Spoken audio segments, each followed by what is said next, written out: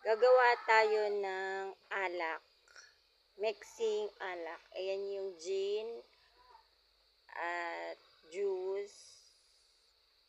Tapos tubig.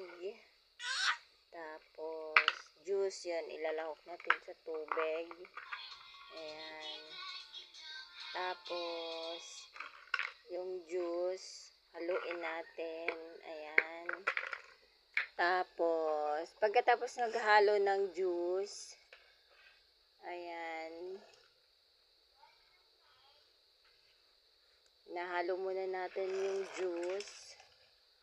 After natin maghalo ng juice, ayan,